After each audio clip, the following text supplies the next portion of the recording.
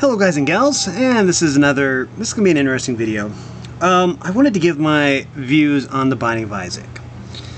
I know that some people have asked, well, popular YouTubers like Yub, how someone could play a game like the Binding of Isaac with religious iconography and some satanic imagery.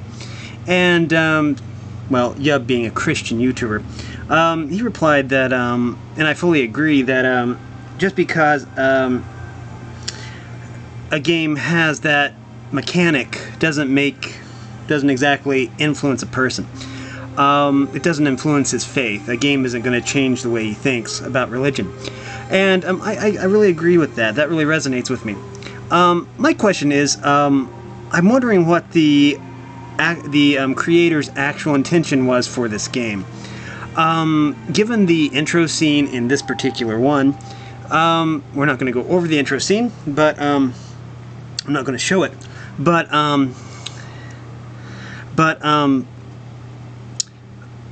it seems to imply that Maggie, that's Isaac's mother, was indoctrinated or something by Christian television or Christian media. And I don't really agree with that. I like to believe that Maggie was maybe mentally unstable to begin with, or maybe became mentally unstable, and then maybe turned to religion. And so my guess is that her vision, or her hallucinations of hearing God, was a delusion or something. Now we hear in the Dogma fight, leading up to Dogma, we learn some backstory of Maggie's mood swings and maybe possible illness, in that she's mad at Isaac's dad for, or her husband for spending all their savings on what it isn't said. But anyways, and then eventually she turns to religion and I guess goes crazy and goes after Isaac with a knife. Now I would assume that that's mental illness right there. That's why I choose to believe. I'm not sure exactly what the owner was intending with this particular thing. Anyways, let's go over the actual Binding of Isaac as in the biblical story that this game is based upon. In the beginning, God had promised Abraham that his descendants would be as numerous as the stars. Or was it the grains of sand on the beach? I don't remember exactly. I just know that God had promised Abraham this seemingly impossible thing. And Abraham believed him, but Sarah didn't. That was his wife at the time. And you have to realize that they were both like over 100 when this happened, and so it wasn't likely that Sarah would conceive, even though people back then lived to be like 1,000 years old or so. Methuselah was like 1,000 years old when he died.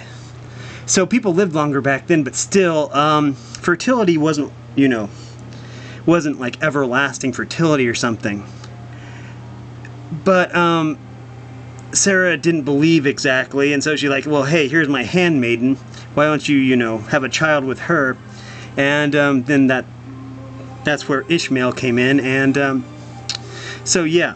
So anyways, in the original Binding of Isaac, as in the biblical tale,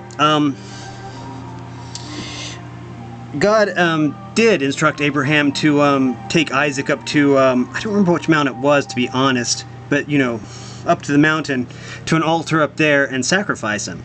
Now, he didn't tell Isaac this, and Isaac kept asking, well, hey, where's the sacrifice? What are we going to do? And so Isaac didn't object when his father said, well, get up on the altar. And I believe it was the angel Michael, the archangel himself, that basically kept Abraham from jabbing that dagger through Isaac's heart. And then God said, oh, hey, there's a ram over there stuck in the thicket. Why don't you go sacrifice that? And so, and actually that was more of an analogy. Well, it actually happened, but it was actually an analogy for something that would later come into play, with Jesus coming to, sacrifice himself for sin, the plan for salvation. Now, depending on your worldview, now I choose to believe that actually happened, but But this game is different. Now, is really largely and admittedly based upon The Legend of Zelda, which is, awesome.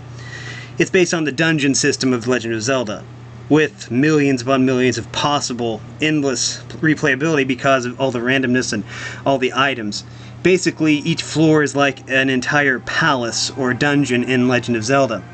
And the creator acknowledges that Legend of Zelda was a heavy influence in the creation of this game, which is awesome. Plus, it throws in how you can unlock different characters here. Let me go here. I'm probably never going to get, get these unlocked, but it's still nice. So yeah, I really personally love this game. If I had more money, I'd probably buy all of the expansions and play the actual game itself, because I really enjoy it. I'm not very good at it. I'd probably be better if it had controller support, and it does if you download something and stuff like that. But so fumbling with the controls through keyboard is the way I get through. But yeah, I really enjoy this game. I'm not gonna lie. I'm pretty sure the creator of the game is never going to see this video anyways, but I really enjoy his work. It's really amazing. I have a few theories that probably aren't true, but just things I picked up on just by watching other people play the later versions of the game, and just I've seen every outcome possible. For starters, Isaac's mother might not be crazy. Now, how do I get that? Well, all of this is seen as an imagination, through the imagination of a 5-year-old. Someone with an overactive imagination, I might add. I mean, if you know a 5-year-old, then they come up with all kinds of crazy stuff.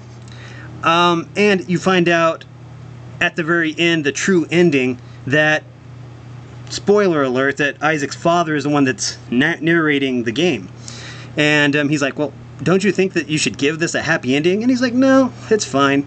So the truth is that maybe Isaac wasn't exactly brutalized by his mother. You just never know. For one thing, if his father is there, then they maybe never had a divorce after all, so maybe they are a happy family. It's just, it could all be in Isaac's mind, in other words. It could all just be a delusion of Isaac, or his imagination running overtime, because I'm pretty sure that there aren't monsters in the basement. But in a 5-year-old's imagination, then maybe there are. But yeah, recapturing my train of thought here. But also, what's neat is Isaac is from a Christian family. You can basically tell that. Some of the unlockable characters are like Samson, Lazarus. There's Bethany, but I don't think that she was in the Bible. Eden. There's Eve. There's a bunch of biblical characters that you can unlock with different, perks and benefits. Now, that's really fascinating too. Now, you can also unlock the villains, like Cain. He was basically, could be seen as a villain, as being the original person cursed by God. Judas, of course, betraying Christ. Eve, well, I don't see her as a villain. I think she's more of a hero, and Magdalene as well. That's just these, though. Later, you could actually be Samson. Cool thing is that his special ability was, if he took enough damage, he would literally go use melee attacks using the jawbone of a donkey to, knock back enemies and kill them. But it's really neat that he put in the biblical heroes and villains, so to speak, that Isaac could be. Now, something I picked up on, I'm probably completely wrong. Feel free to make fun of me for this, for maybe finding this, but I initially thought that maybe Isaac was trans. Now, you're thinking, well, he's 5 years old. And it's true, someone who's 5 years old probably can't remember what they had for dinner, much less know what their sexuality is. But some of the cutscenes that you see in Isaac's imagination, in one, his penis falls off. In another, he's giving a girl a flower, and some guys pull down his pants, and the girl laughs at him. In one, he's given a box, and inside is a wig. He wears it. Then people make fun of him. In one, I think he's given a dress, and he wears that. Those are some things that a trans would do. But I realized that at 5 years old, there are probably, I think everyone has probably gone through a phase where, you know, they dressed in women's clothes.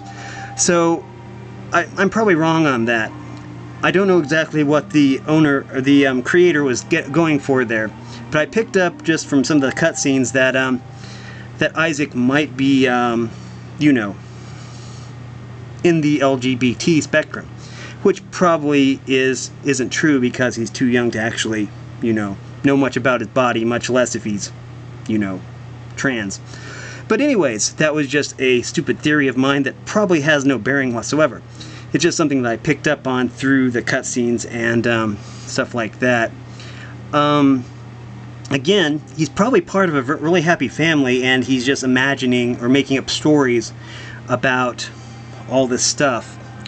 Because, I mean, the father is the narrator, the mother is seen as evil, stuff like that. It's something that kids do all the time, probably with an overactive imagination. So yeah, that's probably not true. Anyways, I'm probably going to end this here. Sorry there wasn't any gameplay. This was basically just me talking about the game The Binding of Isaac, with this awesome music playing in the background. Anyways, I must say that if the owner is the creator is watching this, I love your games. I will buy more of them when I get money. But I really enjoy this game, even though I'm terrible at it. Mainly it's the controls. I keep forgetting what the controls are. And so I don't really do very well. So I'm probably not going to be able to unlock all these characters. But I do enjoy playing the game. Don't hate the hater. Wait a minute, what is it? Don't hate the player, hate the game. That isn't true. I know I'm just not very good at the game, but I still really enjoy playing it. I'm still not sure what the worldview you're trying to convey with it is, but I like the game anyways. It's basically, a person needs to be confident enough in their worldview not to be swayed by, say, a game or a subculture, because it just takes some confidence in being who you are. Again, I highly doubt that Ed will ever see this, Ed McMillan. But if you do, I love your game, and I will probably buy the entire collection when I, like win the lottery or something. But anyways, it's always fun to watch other people playing this because they're so much better at it, like Huts and Yub, and I think those are mainly the people who play Isaac these days. I don't know, but I do hope that that you all have a great day. Anyways, I'm sorry this got a little bit wordy, but thanks for watching anyways, if you made it this far. Anyways, if you like this content, then make sure you like and subscribe, ring the bell so you know when I upload. Also, if you want to support me in any way, all the information will be in the description below, along with a link to the Discord server. Thanks for watching, everyone, and have a great day.